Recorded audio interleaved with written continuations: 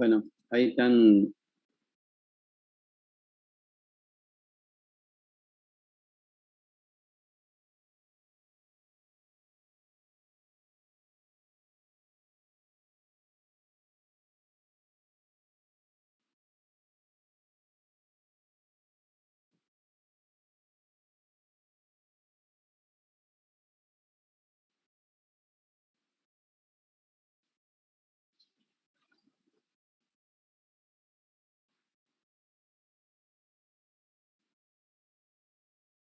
Bueno, ahí les compartí. Estamos viendo, lo están viendo allí. Sí, profe. Bueno, ese es el siguiente tema que estamos viendo del capítulo 7, que es el teorema de Stokes. Básicamente, acá ustedes tienen una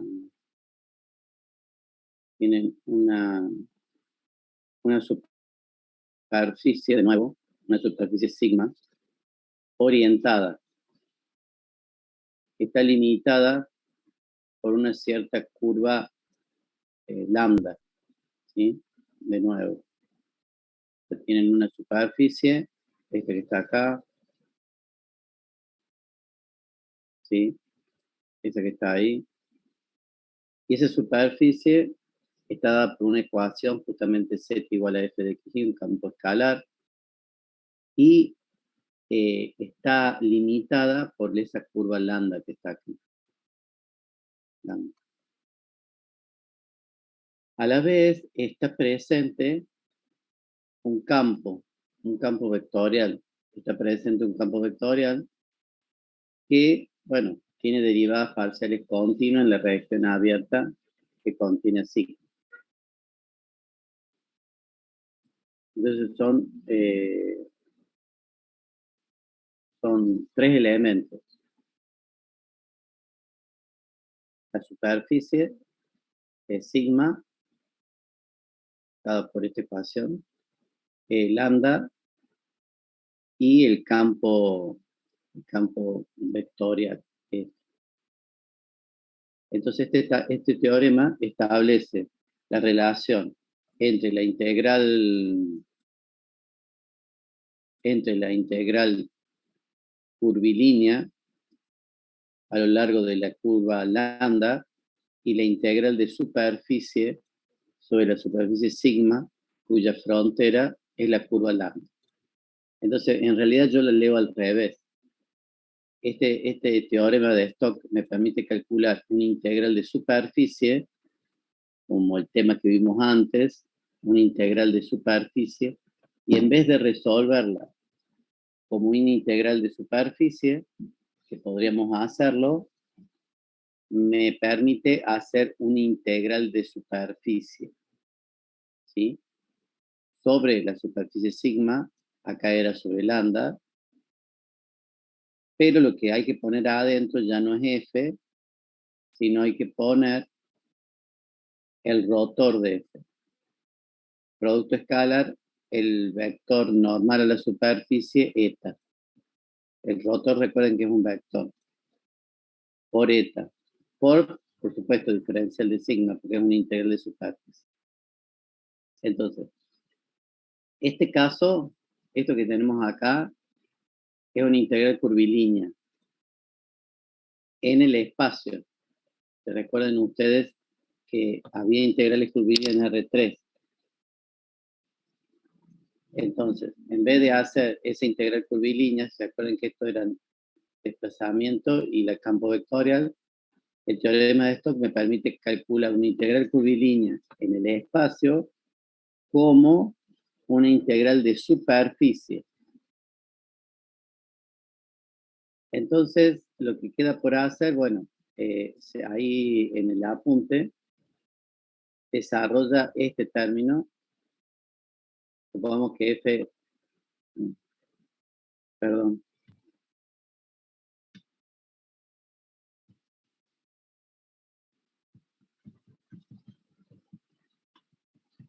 toqué algo, se fue todo al inicio.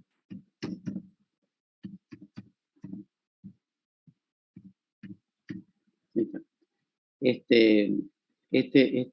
integral curvilínea la desarrolla acá, ¿sí? O sea, F tiene componentes P y Q y R, y el desplazamiento diferencial de S tiene componente diferencial de X, de Y, de Z, y lo que está haciendo es desarrollando el producto escalar, nada más. Bueno, esto nosotros lo podremos resolver por integrales en R3, ¿sí?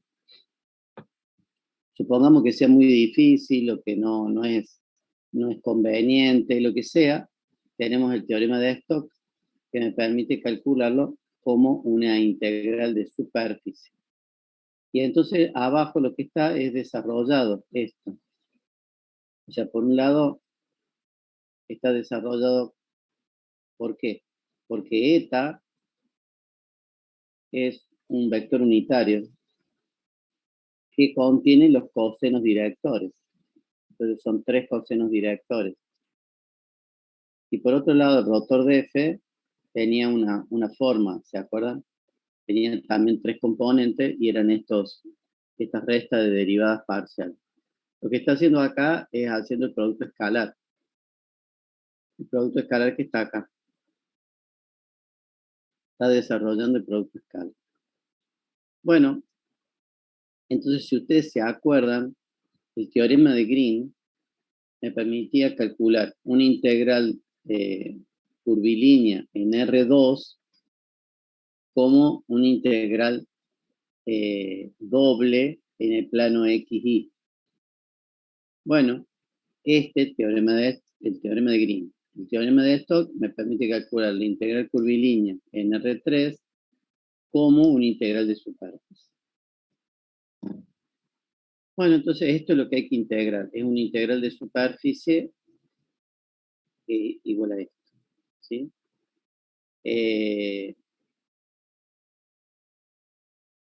Por supuesto, luego me va a quedar la segunda etapa, que sería calcular esta integral de superficie, ¿sí?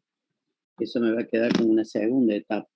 Y esa integral de superficie se calcula como hicimos anteriormente en integral de superficie, proyectando sobre algún plano coordenado. Entonces, es lo que desarrolla a continuación. Primero, perdón, esto hay que demostrarlo. La demostración está acá. No la vamos a ver, pero es muy interesante. Yo les digo que la vean, porque la verdad que es muy interesante. O sea, lo que hace es desarrolla todo, ¿sí? Y después verifica que hay una igualdad. O sea, verifica que y usa el teorema de Green, ¿sí? Y verifica que hay una igualdad, ¿sí? O sea, que la igualdad se establece la igualdad. Bien, eso era la demostración hasta este punto.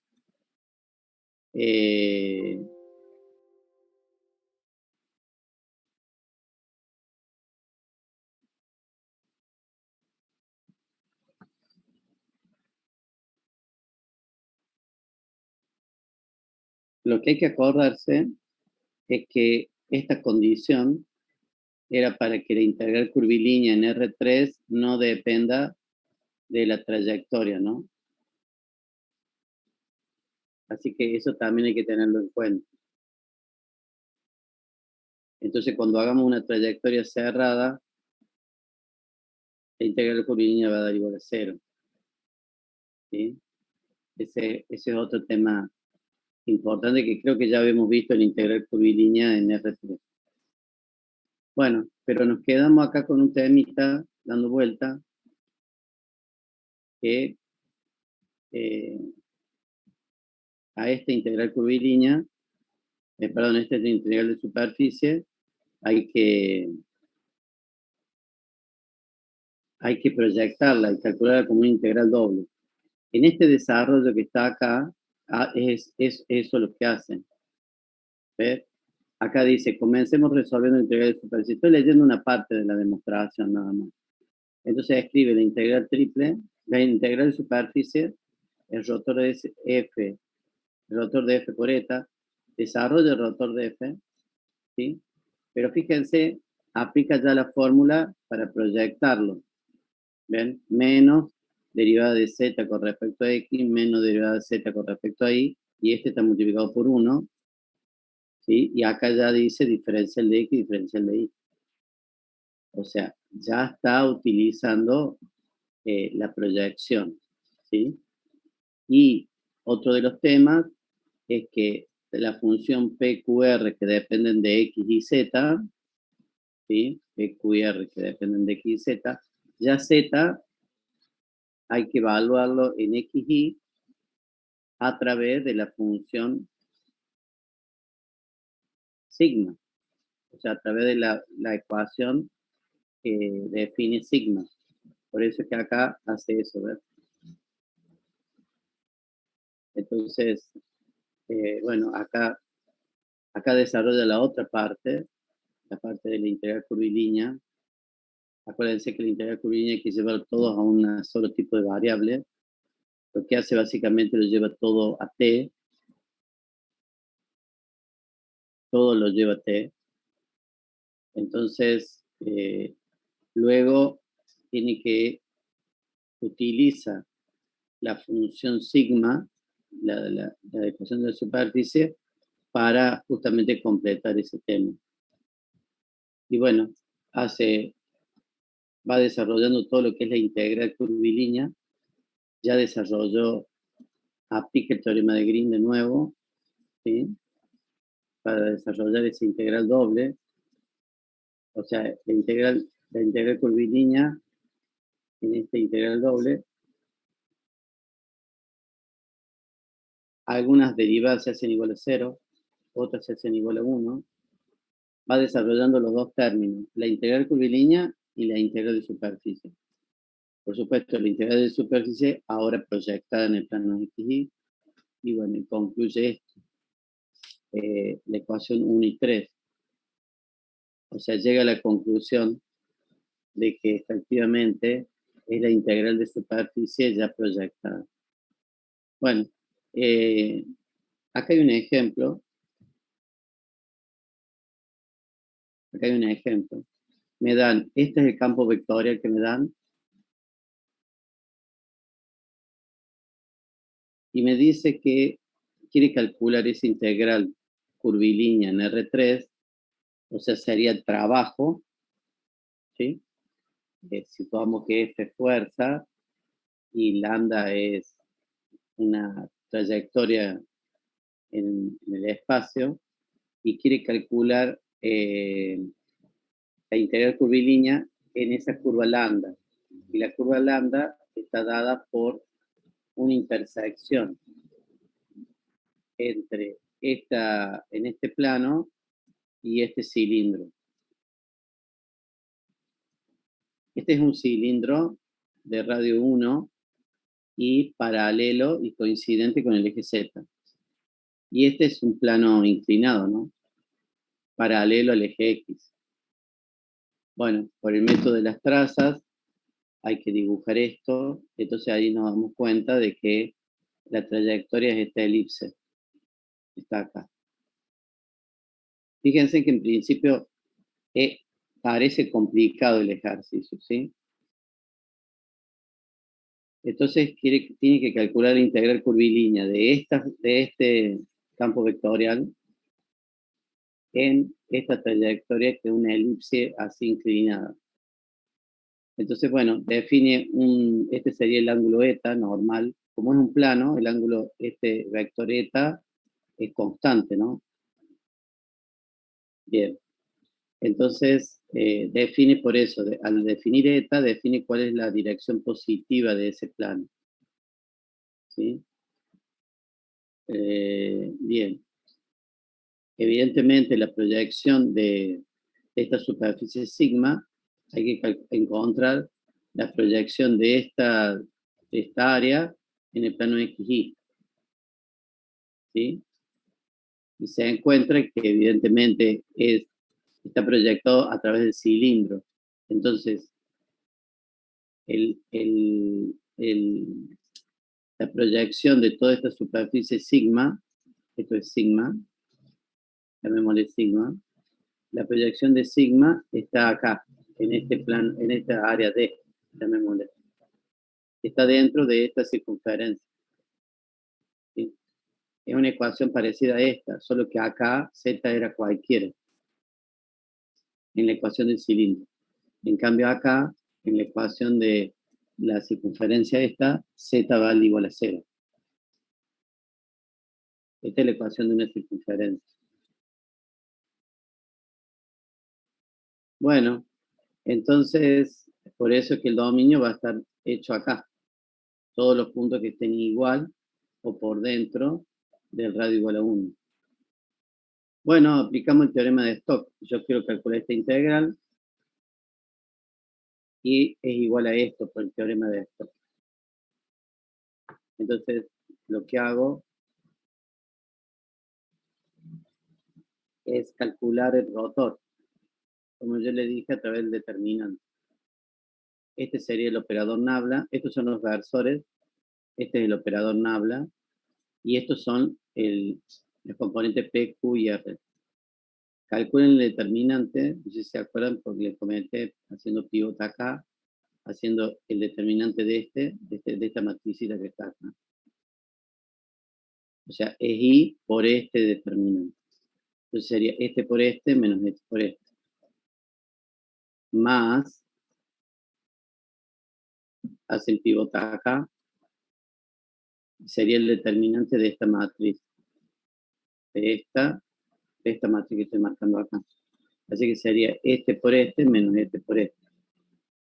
Más el determinante, el versor K, por el determinante de esta matriz que está acá. Sería este por este menos este. Bueno, ahí, al fin de cuentas, le queda solamente este vector. El rotor vale eso. ¿Sí? Solo tiene una componente que es en K. Bueno, entonces, hacen el producto escalar del vector rotación con el vector eta. ¿Sí? Y ya lo proyectan. O sea, multiplican acá por la derivada de z con respecto a x y menos la derivada de z con respecto a y. Y fíjense, acá ya no es sigma, sino que es d. O sea, ya está proyectado y acá hay diferencial de x y de y. Bien. Van reemplazando. O sea, esta componente elevada a 0 del rotor, esta componente elevada a 0. La única componente del rotor que le va a dar un cierto valor es esta, la K. ¿Sí? Teóricamente es esta componente. Nada más. ¿Sí? Entonces, al hacerse 0 multiplica estas derivadas y todo se hace 0. Todos estos dos primeros términos, este y este, se hacen 0. Lo único que me queda es este. Y eso vale esto. Recuerden que K desaparece, porque están haciendo un producto escalar. Entonces lo único que queda es 2x más 1 por diferencial de x por diferencial de y.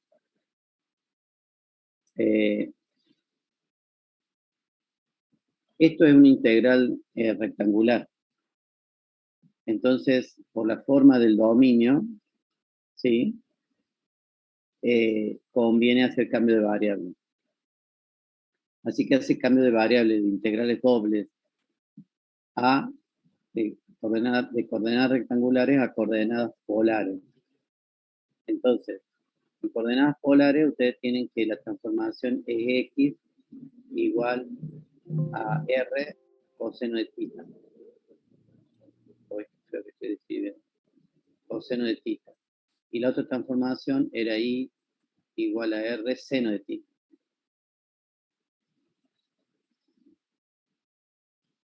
Eso está en el capítulo 5 que vimos. Esa es la transformación. El jacobiano, la transformación va a ser igual a r. Profe, una consulta. ¿Por qué serían 0 los primeros términos? Eso no me... Y no, acá me está dando el rotor. Ah, O sea, cuando yo calculo la derivada, no importa, por algún motivo, en realidad el rotor tiene solamente la dirección de z nada más. claro, ahí me di cuenta. Sí, sí, gracias, profe. Sí. O sea, es un caso, bueno, dio así, el rotor. Bueno, es jacobiano. Entonces hacen el cambio, ven las x, todas las x y las y se transforman en r coseno de tita. Y entonces diferencial de x, diferencial de y se transforma en diferencial de r, diferencial de tita por el jacobiano. Acá pueden hacer, distribuyen, así que les queda r cuadrado, 2 coseno de tita más r. Y bueno, esto es una integral doble, se resuelve como una integral sucesiva. Le ponen los límites de integración. Los límites los tienen que venir a buscar acá en el dominio, ¿no? En el dominio de integración este. Fíjense que este ejercicio acumula todo. Este ejercicio acumula todo el conocimiento hasta ahora que ustedes tienen. Les permite calcular derivadas, les permite calcular integrales dobles, cambio de variables, integrales curvilíneas también, tienen concepto de integrales curvilíneas. Bueno, ahí ponen los límites de integración y resuelven, integran primero con respecto a R y hacen barro, luego integran con respecto a tita y hacen barro, y les da que vale pi. O sea, pi es el valor de la integral curvilínea en R3 sobre ese campo vectorial.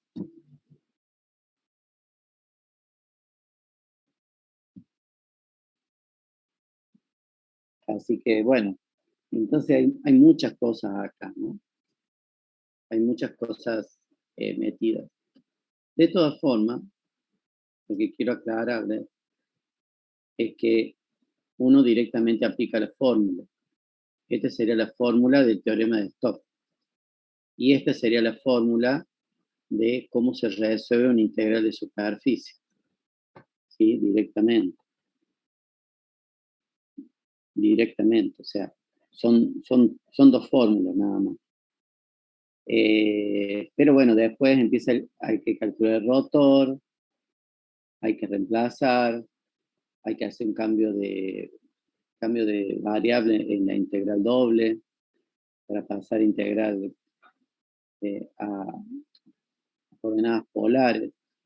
Pero en sí no es tan complicado y engorroso. Implica una cantidad de conocimientos, ¿no? Pero nada más. Bueno, ese sería entonces el teorema de Stokes, que es el teorema de Green directamente en el espacio. ¿Sí? Acuérdense, el teorema de Green se aplicaba en el plano XY. ¿Sí? Tenían una curva en el plano XY y estaba encerrando cierta área, un cierto dominio en el plano XY. Así que este sería el teorema de Stokes. Por eso dice acá que, no sé qué pasa, el teorema de Stokes puede considerarse como una versión en el espacio del teorema de Green. Bueno, ¿alguna pregunta?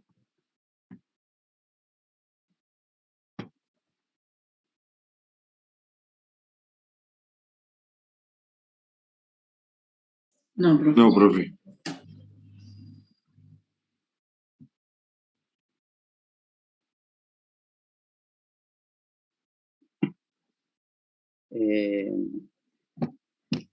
Bueno, no es tan complicado, ¿ven? Pero nunca se llega a ese es el tema. No se llega a dar esta clase. Y es muy interesante, muy, muy interesante. Bueno, bien. El siguiente tema, para terminar la unidad esta, es el teorema de la divergencia, o también conocido como teorema de Riemann o teorema de Ostrogradski. ¿Sí? Uno lo descubrió y otro lo publicó. Teorema de la divergencia. Bien, acá hay varios elementos. Entonces tenemos que, perdón, tenemos un volumen B que está en R3, por supuesto, si un volumen va a estar en R3, y está limitado por una superficie cerrada ahora, sigma. Hasta ahora sigma no estaba cerrado. Cuando vimos integral de superficie y cuando vimos el teorema de Stokes, la superficie no estaba cerrada. Ahora está cerrada. Entonces, esa superficie sigma puede ser proyectada sobre 3 planos coordenados. Por otra parte, tenemos un campo vectorial, ¿sí? Continuo y con derivada también continua en una región que contiene B. Entonces tenemos una superficie sigma que en realidad está formada por 3 superficies. Sigma 1, sigma 2, sigma 3, y entre las 3 encierran este volumen B. En cada punto de la superficie yo voy a tener un versor normal, eta, ¿sí? En cada posición, en general, eta va cambiando, manteniéndose siempre normal, ¿no? Eta va a tener sus cosenos directores, que van a ir cambiando, por supuesto, alfa, beta y gamma. Entonces, el teorema de la divergencia, miren lo que dice. Siempre me gusta leerla al revés las cosas. Que puedo calcular una integral de superficie,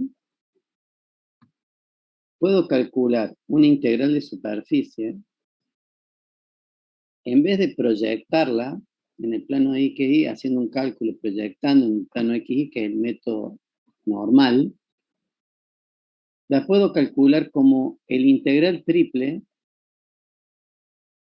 de la divergencia de F en ese volumen B que está encerrando a sigma. ¿Sí? Entonces, como que me permite el teorema de divergencia calcular una integral de superficie, pero haciendo una integral doble. Es decir, que la integral triple, extendida en el dominio B de la divergencia del campo F, es igual al flujo de F a través de la superficie cerrada sigma que limita ese dominio. O sea, si esto era flujo, ¿se acuerdan que habíamos visto que era flujo? Me permite calcularlo como una integral triple. Pero, ojo, no de F, sino de la divergencia de F. Bueno, está la demostración acá, ¿sí? Está la demostración. Entonces, básicamente, primero, bueno, dice que F tiene 3 componentes, eta también tiene 3 componentes, calcula la divergencia de F, ¿sí? Y reemplaza de un lado la divergencia de F y reemplaza del otro lado haciendo el producto escalar de F con eta. Entonces, se puede, dice acá, demostrar que la integral solamente de la derivada de P con respecto a X por diferencial de B, esa integral triple, porque en realidad yo puedo, esta integral triple la puedo dividir en 3 integrales, ¿no es cierto? La integral de esto, diferencial de B, la integral de esto, por diferencial de B, y la integral de esto, diferencial de B. Bueno, ahí está, las 3 integrales. Y a la vez, esta también la puedo hacerla. Puedo hacer la integral de esto, diferencial de sigma, la integral de esto, diferencial de sigma, y la integral de esto, diferencial de sigma. Dice que se puede verificar eso, que esto es igual a esto, que esto es igual a esto, y que esto es igual a esto. O sea, la integral triple es igual a esa integral de superficie. O sea, dividirla en 3 expresiones. Así que si eso da igual, esto es igual también. Bueno, esto es lo que desarrolla. Hace todo ese desarrollo, no lo vamos a ver, ¿sí?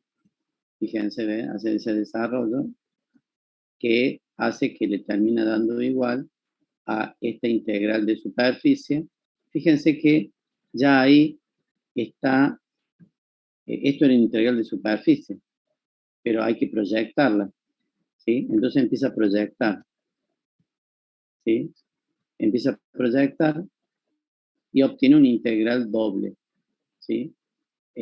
Bueno, la cuestión es que termina concluyendo que efectivamente quedan demostradas la igualdad, esas tres igualdades, ¿sí? Y por lo tanto, eso queda demostrado el teorema ese de la divergencia. O sea, quedan demostradas estas tres igualdades.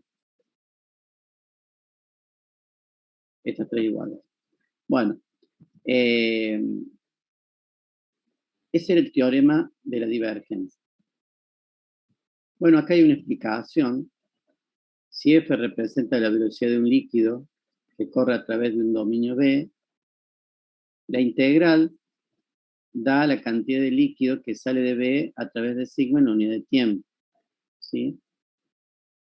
Entonces, me permite calcular eso, o sea, ese es un tipo de aplicación, ¿no? Ahora, ojo, si la divergencia de F igual a 0, ¿sí? La divergencia, la integral también se anula. Quiere decir que no entra ni sale líquido a través de sigma, porque es igual a 0. O más precisamente la cantidad de líquido que sale es igual a la que entra en el dominio, ¿sí?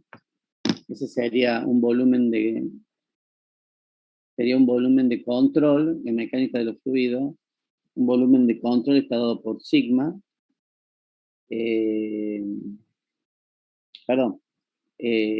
volumen de control está dado por B y tiene una superficie de control que es sigma. Si los que están estudiando algo de mecánica de los fluidos. Y quiere decir que todo lo que entra es igual a lo que sale, el flujo, ¿sí? Así que estamos en un flujo estacionario. Pero bueno, no viene el caso ahora, pero tiene todo su paralelismo. Y me imagino que con la parte de magnetismo o electromagnetismo también. Así que bueno. Acá hay un ejemplo. Dice, aplicando el teorema de la divergencia, calcular el flujo. O sea, el flujo de F se calcula a través de una integral de superficie. Está claro, cuando les digan a ustedes calcular el flujo, ustedes de un campo vectorial, ustedes tienen que, les van a dar la superficie y les va a dar el campo vectorial. Si esa superficie encierra, ojo, si esa superficie encierra un volumen, ustedes pueden calcularlo como una integral triple. Pero solamente si esa superficie encierra un volumen. Claro, si no lo encierra, no pueden usar este teorema de la divergencia. Evidentemente, acá en el enunciado le está pidiendo el teorema de la divergencia que usen y evidentemente le dan una superficie sigma que encierra un volumen B. Fíjense que esa superficie sigma está formada por este plano, está acá inclinado, y está formado por esta superficie que está acá atrás, la de este plano, la de este otro y este otro, ¿sí? Y eso encierra un cierto volumen B, que para colmo ya lo habíamos visto, estos ejercicios antes, ¿no? O sea, la misma ecuación. Esta sería la ecuación de la cara del frente. Entonces pide calcular esa integral de superficie a lo largo de sigma de f, ¿no? F sería esta función. Entonces, por un lado, tienen que verificar que sigma sea una superficie cerrada. Si sigma no es una superficie cerrada, bueno, lamentablemente tienen que calcular flujo a través de esa superficie, pero haciendo simplemente el cálculo proyectando sobre algunos de los planos coordenados, nada más, no pueden hacer otra cosa. Ahora, si sigma es una superficie cerrada y envuelve, encierra a un volumen B, ahí sí pueden hacer la integral triple. Se aplica el teorema de la divergencia y pueden hacer la integral triple en un cierto volumen B. ¿De qué? De la divergencia. Entonces, bueno, le calculan la divergencia a este. Y la divergencia les da para todo el campo, ojo, lo interesante acá es que la divergencia da constante. Da 6 para cualquier punto del dominio. ¿Sí? O sea, no me da una expresión matemática para que la divergencia me va cambiando a lo largo de todo el dominio, ¿no? De R3. Me da 6. Esa es la divergencia en cualquier punto del dominio. Por otra parte, tengo que, evidentemente, tengo que ver cuál va a ser el dominio de integración. Tengo que hacer algún tipo de gráfica para poder yo entender cuál es el dominio de integración para después ir poniendo los límites de la integral triple, ¿no? Entonces, fíjense, esa integral de superficie, que en principio es complicada, ¿sí? Se transforma en una integral triple de la divergencia de f. La divergencia de f solamente tiene este 6 y hago la integral triple. La integral triple se resuelve como 3 integrales sucesivas, saco 6 constantes afuera, aplicando una de las propiedades de integrales, y tengo, primero mi integral con respecto a z, después con respecto a x, después con respecto a y voy poniendo los límites.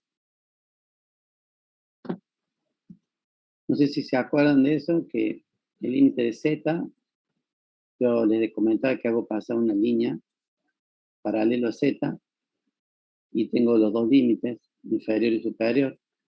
Cuando voy a calcular los límites de y, hago pasar una línea en 2D, paralela al eje de y, tengo el mínimo y el máximo. El máximo es variable, ¿ven? Hay que encontrar la ecuación de esta recta. Y para hacer x, lo único que tengo que hacer es mirar este eje. Va de 0 a 2. Nada más. Y ahí están los límites. Hago el cálculo, que esto ya lo saben hacer ustedes. Me da 64. Eso es lo que vale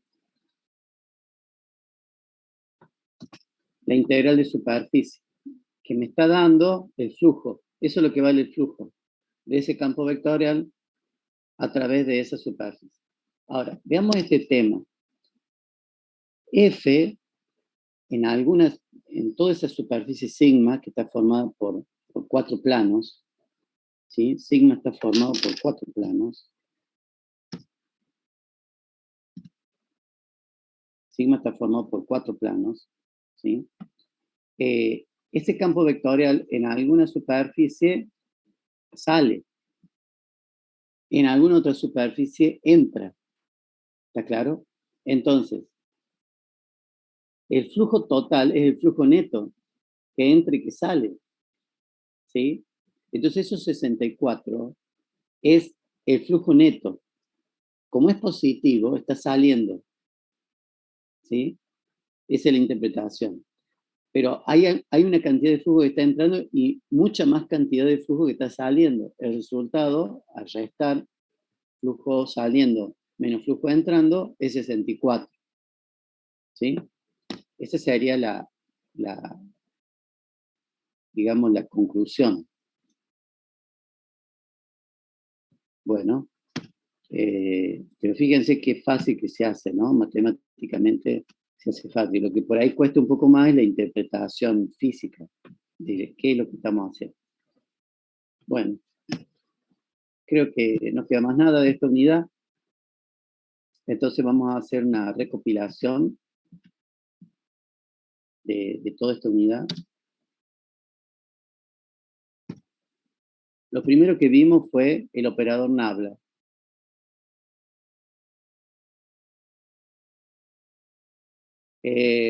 Perdón, Lautaro, sí, puede dar negativo. Claro que sí. Puede dar negativo. Quiere decir que el flujo neto es entrante. Sí, sí puede dar negativo.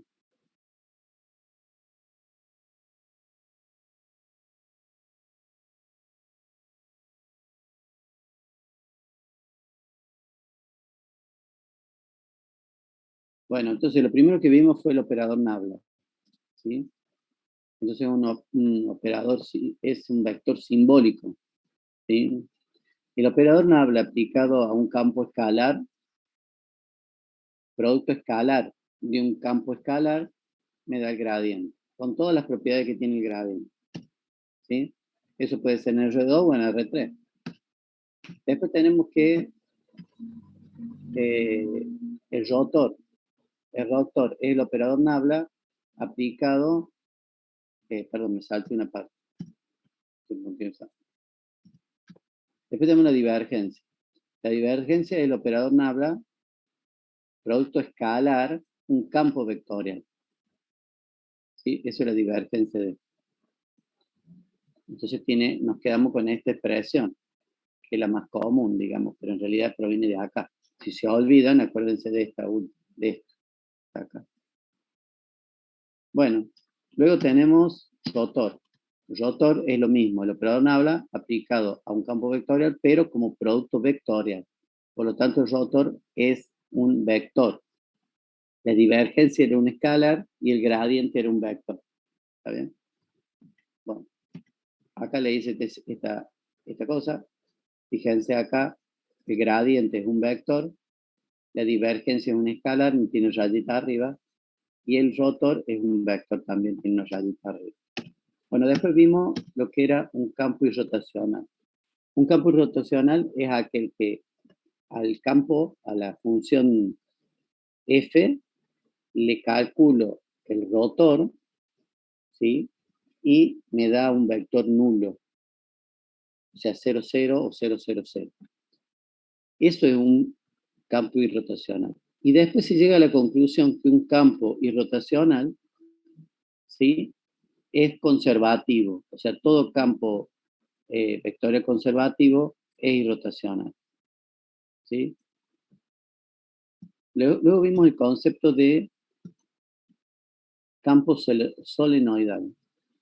El campo solenoidal es, dado un campo vectorial, si nosotros le calculamos la divergencia, ¿sí? Esa divergencia me da igual a 0. Acuérdense, la divergencia es una escala, o sea, me da 0. Entonces, llega a la conclusión a través de un análisis que los campos vectoriales van a ocurrir cuando ese campo en realidad es un rotor de otro vector, de otro campo. Bueno, después de eso vimos lo que era digamos, el operador Nabla aplicado 2 veces a un campo escalar, ¿sí? A un campo escalar. Aplicado 2 veces y igualado a 0, o sea, aplicado 2 veces el operador de Laplace. Y cuando está aplicado 2 veces y da igual a 0, esa expresión, que es esta, es ecuación de Laplace. Y la solución de la ecuación de Laplace es encontrar el valor de U, o sea, de dónde proviene, digamos, esa función campo escalar, y eso se llama función armónica. Es lo único que vemos de esto, nada más. Después vimos integral de superficie, vimos que la definición de lo que es integral de superficie, que dado una superficie en el espacio sigma de un campo vectorial, esto es igual a la integral de superficie, igual al límite de la sumatoria del producto del campo vectorial por la normal a la superficie por diferencial de signo. En ese límite obtenemos la integral de superficie, que básicamente la integral de superficie me da el flujo de ese campo vectorial a través de esa superficie. En este caso, no necesariamente está cerrada la superficie, ¿no? ¿Y cómo se calcula una integral de superficie? Bueno, la integral de superficie se calcula proyectando y haciendo una integral doble en un plano coordenado elegido. En este caso es XY, pero también puede ser los otros planos coordenados. ¿Sí? Multiplicando PQR por las derivadas parciales. ¿Sí? Si ustedes quieren pensar acá, esto es 1, ¿sí? Y es como que es la derivada parcial de Z, ¿ven? Con respecto a X, derivada parcial de Z con respecto a Y, derivada parcial de Z con respecto a Z vale 1. Así que en realidad, bueno, pero es algo medio lógico, ¿no? Ahí es 1. Bueno, así se resuelve la integral de superficie. Y después vimos el teorema de Stokes. El teorema de Stokes me permite calcular una integral triple en el espacio, perdón, una integral curvilínea en el espacio, que la vimos en la unidad 6, y la calculamos todo como una integral de superficie. Ese es el teorema de Stokes. Lo único que tiene que ocurrir es que ese lambda tiene que ser cerrado. Este lambda tiene que ser cerrado. Claro, este lambda tiene que ser cerrado. Este sigma no. Claro. Como termina haciendo una integral de superficie, acuérdense que de nuevo hay que proyectarlo en planos XY. Por eso es lo que termina haciendo acá. Acá termina haciendo eso. Proyectando en el plano XY. Bueno, y por último, vimos el teorema de la divergencia, donde me da la relación, me permite encontrar una integral de superficie cerrada, esta tiene que estar cerrada, una integral de superficie cerrada a través de una integral triple. En ese volumen que está encerrado por esa superficie sigma. Bueno, ¿alguna pregunta?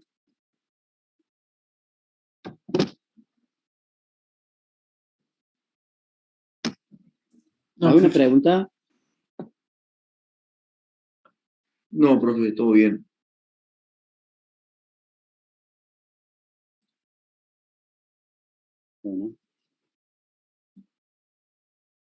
Bueno, hagamos si les parece, hagamos un recreo.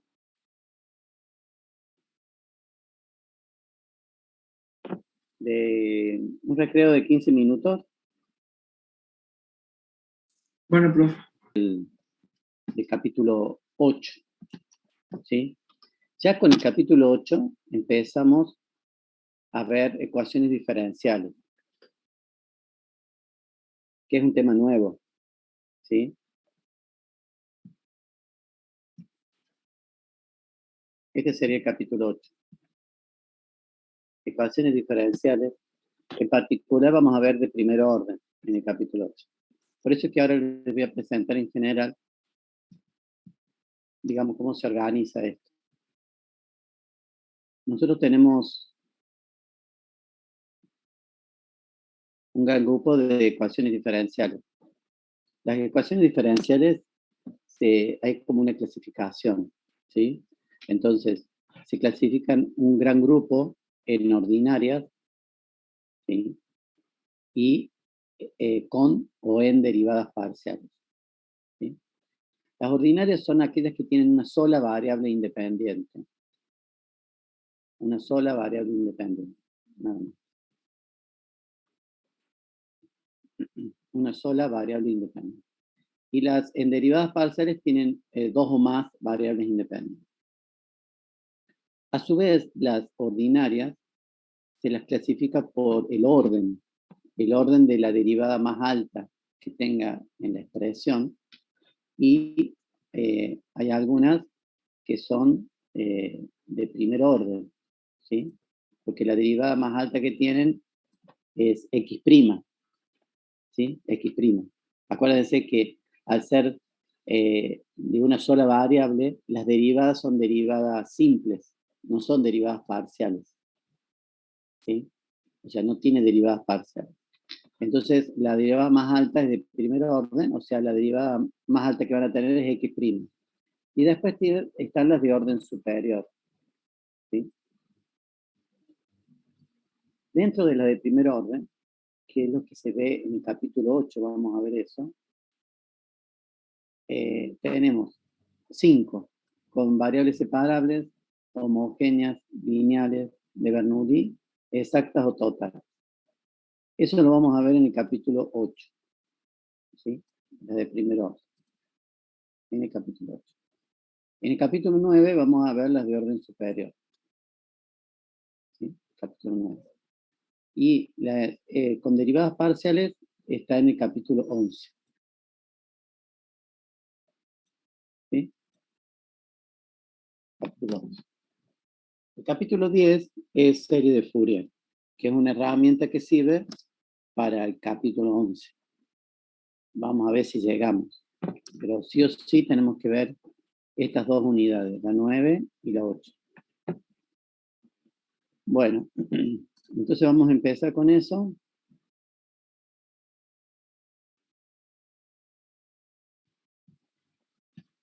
Bueno. ¿Qué es una ecuación diferencial? Una ecuación diferencial es toda ecuación que establece una relación entre la variable independiente x, la función buscada, o sea, y sus derivadas de distinto orden, ¿sí? O sea, es una ecuación donde ustedes van a encontrar o está presente la variable independiente, la variable dependiente, que sería y sus derivadas. Por ejemplo, este tipo de ecuación es una ecuación diferencial.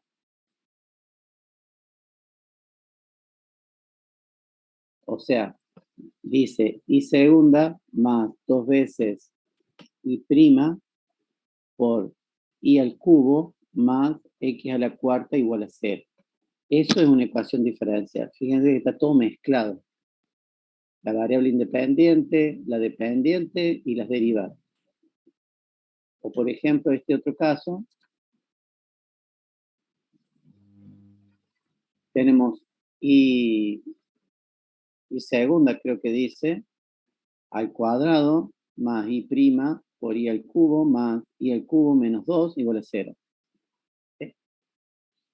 Entonces, esas son ecuaciones diferenciales. En general, la expresión sería esta.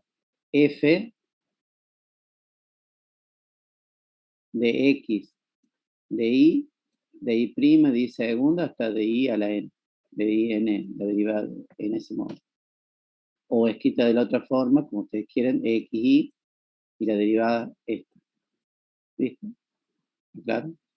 Son todas derivadas con respecto a x, porque acá en el ejemplo está poniendo de una sola variable independiente. Entonces todas son las derivadas con respecto a x. Si hubiera más de dos variables, habría derivadas parciales, algunas con respecto a x y otras con respecto a y. Pero en estos ejemplos que está poniendo acá son todas derivadas, todas ecuaciones diferenciales de una sola variable independiente. Bueno, y ahí justamente está donde aparece la diferencia, ¿sí? Acá es donde aparece la diferencia. Si la función buscada, o sea, nosotros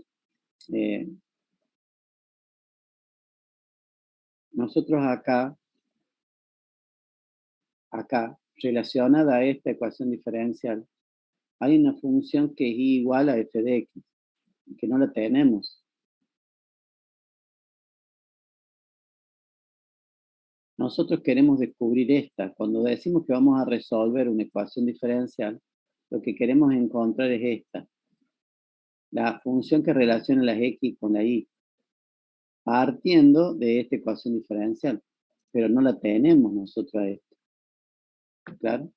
Eso es encontrar la solución. ¿Sí? La función buscada. Cuando, por eso dice ahí, la función buscada tiene una sola variable independiente, como la indicada precedentemente, es una ecuación diferencial ordinaria.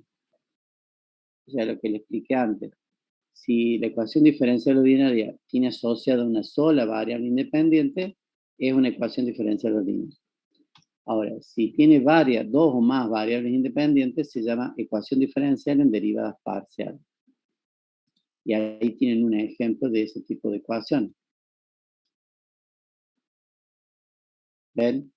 Tiene la variable x, y, ¿sí? La variable z, son todas independientes, supone. Tenemos la función u, la variable u, que es la dependiente, y sus derivadas parciales, o sea, la derivada de u con respecto a x, la derivada de u con respecto a y, la derivada de u con respecto a z, de primer orden, y después vienen las otras derivadas, que pueden o no tenerlas, ¿no? Pero eso ya es una ecuación diferencial en derivadas parciales, no es una ecuación diferencial ordinaria. Entonces lo que se hace en esta unidad, directamente vamos a trabajar con las más sencillas, que son las ecuaciones diferenciales ordinarias. ¿Sí? Entonces a partir de ahí, el apunte comienza a trabajar con las ecuaciones diferenciales ordinarias. Entonces, hay que definir algunas cosas de esas ecuaciones diferenciales ordinarias. Primero, el orden. El orden de una ecuación diferencial, el orden, es el de la derivada superior que interviene en la ecuación. Eso es lo que es orden. Por ejemplo, acá, si ustedes se fijan, la derivada de mayor orden es esta. O sea, es de segundo orden. Por lo tanto, la ecuación diferencial esta es de segundo orden. ¿Sí? De segundo orden. Podría ser también de primer orden, pero en este caso de segundo orden. Por otro lado, el grado de una ecuación diferencial está dado por el exponente al que está elevada la derivada de mayor orden. Entonces, en este caso, el grado es de primer grado, porque eso está elevado a la 1. ¿Sí? Esta ecuación está acá, no me acuerdo, creo que hay 3 rayitas ahí. Esta ecuación sería de tercer orden. Tercer orden y segundo grado, por el 2S. Está bien, es así. Entonces, esta ecuación es de segundo grado, por eso, y de primer orden, porque está elevado a la 1. Esta ecuación es de tercer grado, por esto, y de segundo grado, por eso. Tercer orden y segundo grado. ¿Está claro?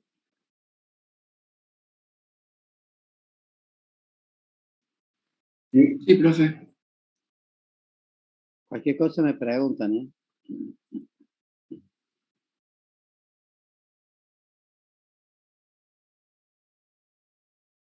Bueno.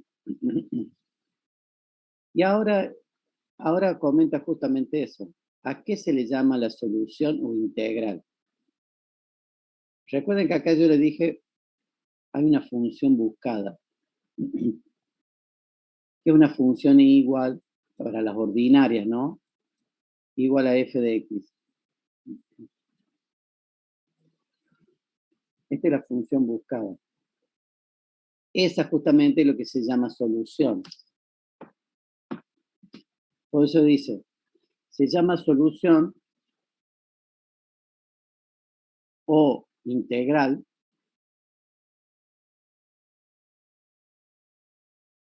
de la ecuación diferencial a toda función y igual a f de x que introducida en la ecuación. ¿En cuál ecuación? En la original, en la ecuación diferencial. Se transforma en una identidad. Entonces, si esta es la solución, si esta es la solución de la ecuación diferencial, yo a esta, si la reemplazo acá en i, a esta le calculo el i' y el i segunda, y entonces el i' lo reemplazo aquí, y el i segunda lo reemplazo aquí, me tiene que dar la identidad. O sea, me tiene que comprobar que es igual a 0. ¿Me entiendes? Eso básicamente es la solución o la función buscada. Puede ocurrir que la solución esté dada en forma implícita. O sea, puedo obtenerla así, como igual a f de x, o en forma implícita que sería phi de x igual a 0. Eso es lo que se llama solución de una integral, de una ecuación diferencial. Entonces, vuelvo a repetir. Si esta es mi ecuación diferencial, la que sea, ordinaria, ¿no? Ordinaria.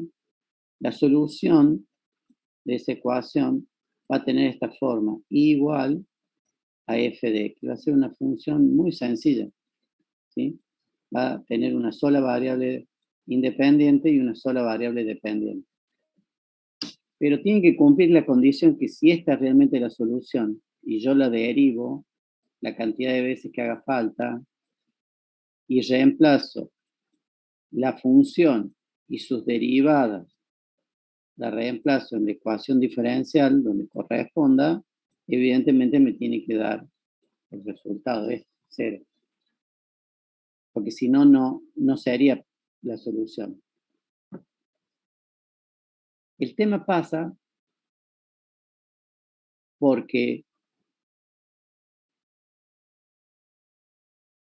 para pasar de acá a esta solución, en realidad lo que ustedes están haciendo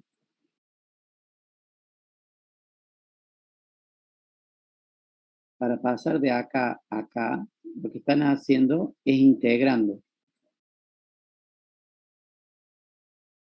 Porque cuando ustedes hicieron este pasaje de acá a acá, lo que hicieron era derivar.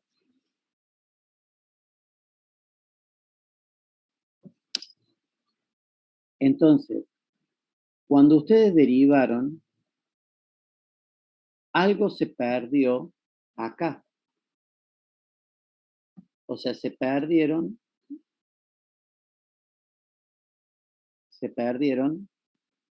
voy a borrar esto, se perdieron, constantes se perdieron constantes al derivar. Por lo tanto, al integrar, vuelven a aparecer ciertas constantes. Entonces, la solución como solución son muchas. ¿Está claro? La solución son muchas, pero todas bastante parecidas. ¿Sí? La única diferencia entre todas esas soluciones son constantes.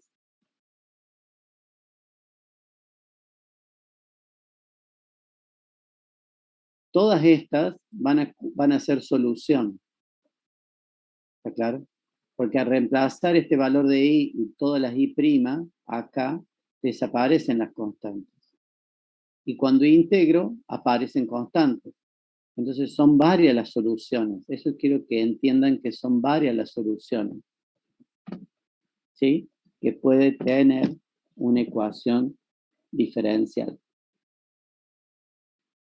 A esas varias soluciones se les llama soluciones particulares. Soluciones particulares. Y pueden ser, son infinitas las soluciones particulares porque esas constantes son infinitas. O sea, la constante, esa constante en este caso es un número, puede ser 5, 6, 10, 8, 9, 10, 20, son infinitas. Entonces, las soluciones particulares son infinitas y dependen de darle un valor numérico a una constante. Ahora, la forma general, cuando uno llega a la forma general sin definir una constante, eso se llama solución general. Entonces tenemos soluciones generales y soluciones particulares. Las soluciones particulares son infinitas, ¿sí? Y la forma genérica de la solución se llama solución general, donde queda la constante C, esta como una constante arbitraria, que falta terminar de definir.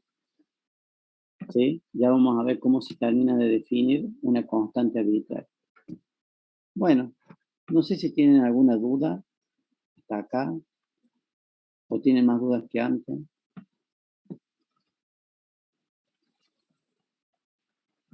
Pero lo importante acá, que tienen que retener ustedes, lo que es una ecuación diferencial, que es una ecuación que relaciona variable independiente con variable dependiente y sus derivadas.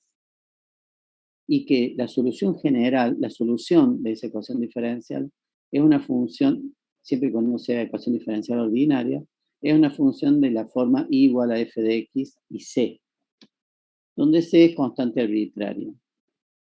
Cuando yo pasé de esa función a la ecuación diferencial, derivé.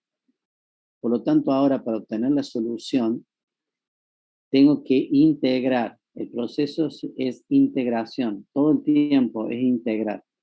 Y eso lo van a ver ustedes en el desarrollo de esta unidad.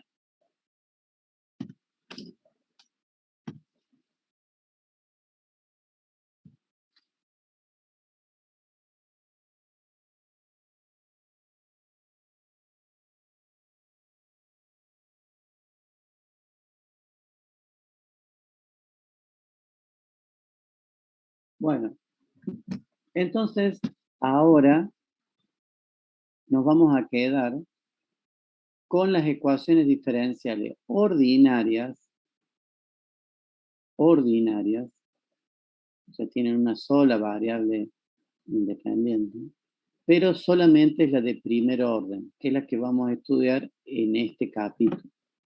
Solo las de primer orden. Ven, acá están, ordinarias de primer orden. Eso es lo que estamos viendo ahora. Al ser de primer orden, la derivada más alta es x', nada más. Entonces, o y', perdón, y'. Entonces tendríamos que las ecuaciones diferenciales tienen esta forma. F de x de y e y' igual a 0. Entonces, la solución general de estas ecuaciones de ecuación diferencial ordinaria, por eso le falta ahí de decir que es ordinaria, de primer orden, es una función de este tipo, igual a f de x y de c. Esa función satisface para cualquier valor de c. ¿Por qué? Porque al derivarla, c va a desaparecer. Si yo esta la derivo, c desaparece. Y lo reemplazo acá, evidentemente que c desaparece. Entonces, esa sería la solución general. Siendo c una constante arbitraria, como les dije antes. Ahora, si yo fijo algunas condiciones iniciales, por ejemplo, elijo una condición, un cierto valor de X y un cierto valor de Y, ¿sí? Un cierto valor de X sería, por ejemplo, X igual a 20, Y igual a 30, ¿sí? De esa forma yo puedo encontrar un valor para C determinado, o sea, un valor de C definido. Por ejemplo, no sé, me da 5. Y entonces, con ese 5 reemplazado en la constante arbitraria, me da una nueva ecuación parecida a esta, pero donde C ya no es arbitrario, sino, qué sé yo, vale 5. ¿Sí? Vale un número determinado. Ese se llama solución particular. Entonces, soluciones generales hay una sola, donde la constante es una constante arbitraria. Soluciones particulares, para una condición inicial, hay una sola. ¿Está claro? Pero para otras condiciones iniciales hay otra.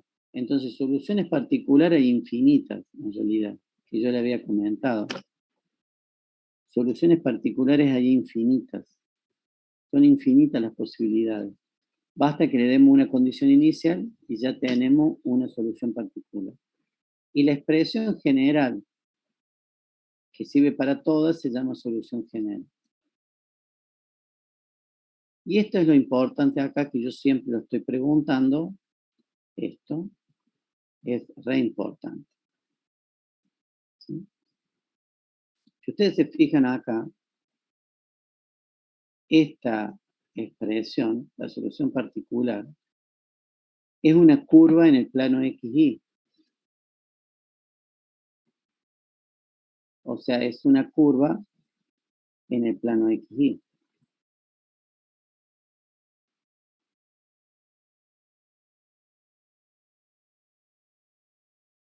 Para un cierto valor C sub 0.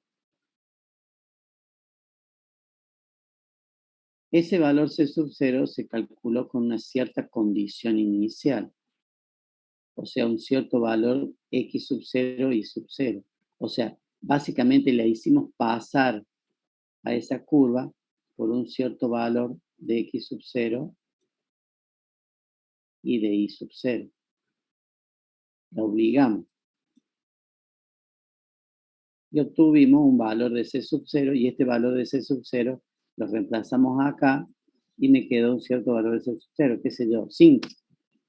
Llamémosle, pongámosle 5. Pero ese 5, ¿de dónde lo sacamos? Porque lo obligué a pasar por un cierto valor de X, por ejemplo, no sé, 1,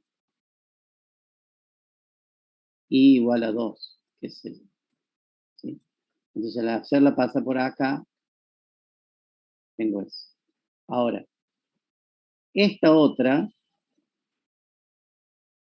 puede tomar cualquier valor de C, pero tiene más o menos la misma forma. Entonces, esta en realidad representa una familia de curvas.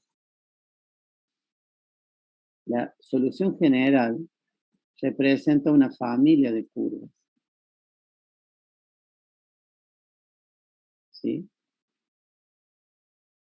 Una familia de curvas en todo el plano XY.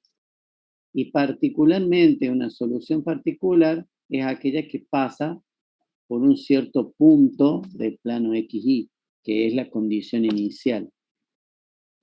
Entonces ahí obtengo la solución particular. Entonces tengo infinitas soluciones particulares y entre todas forman la solución general. Por eso que acá dice, desde el punto de vista geométrico, la solución general representa una familia de curvas en el plano de coordenadas. Estas curvas se llaman curvas integrales de la ecuación diferencial dada y cada solución particular está representada por una curva de esa familia.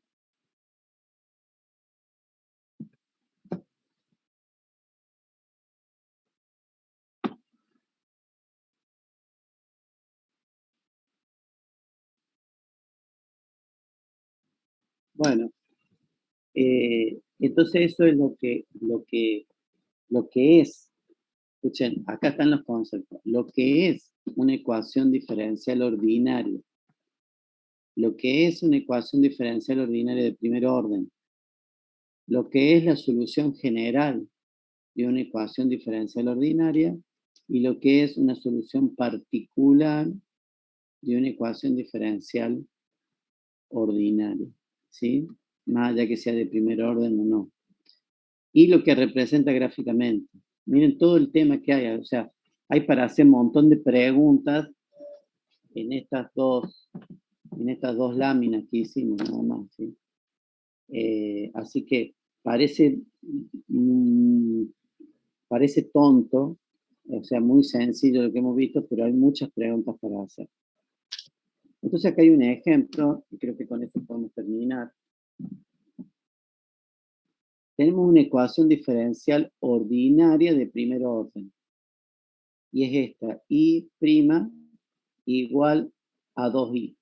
Si ustedes quieren, a esta la pueden escribir así también, y'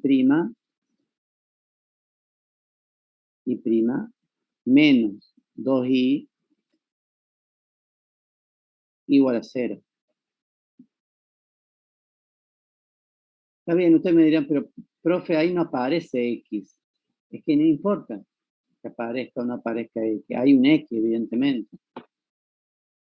Entonces ustedes van a tener que descubrir de esta ecuación diferencial cuál es la solución general, igual a f de x y c, ¿no?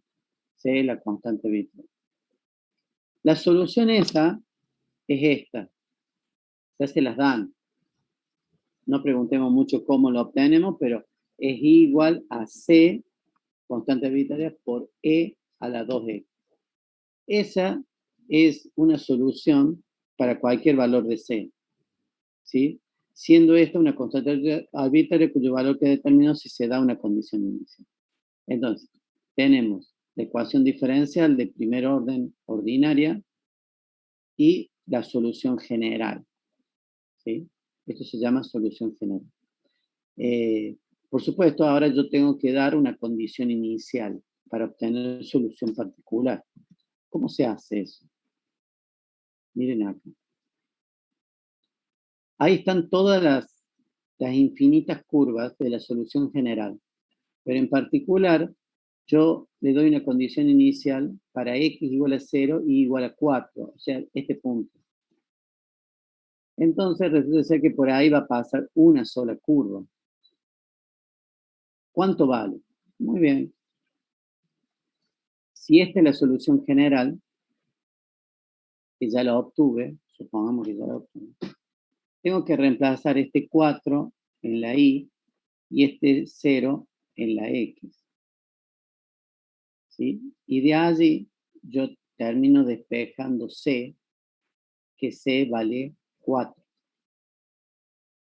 Como c es la constante arbitraria, pero este c lo estoy obteniendo con una condición inicial, generalmente a este se le pone c sub 0.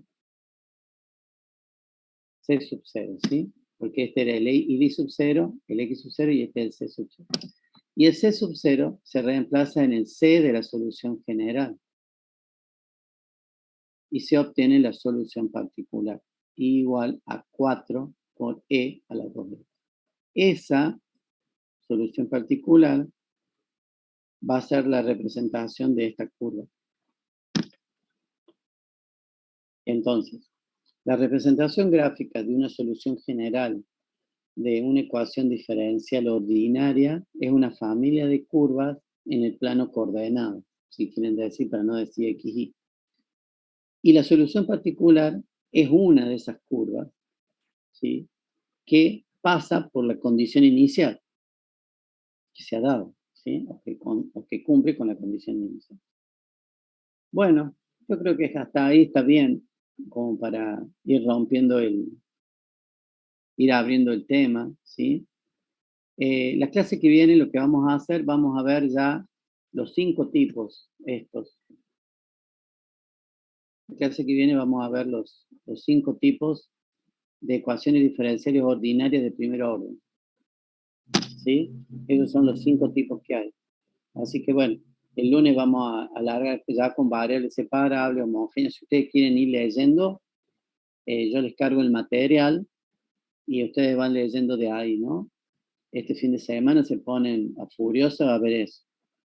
Nada de la barra, nada de la conga, nada de fiesta, porque se vienen los parciales de nuevo.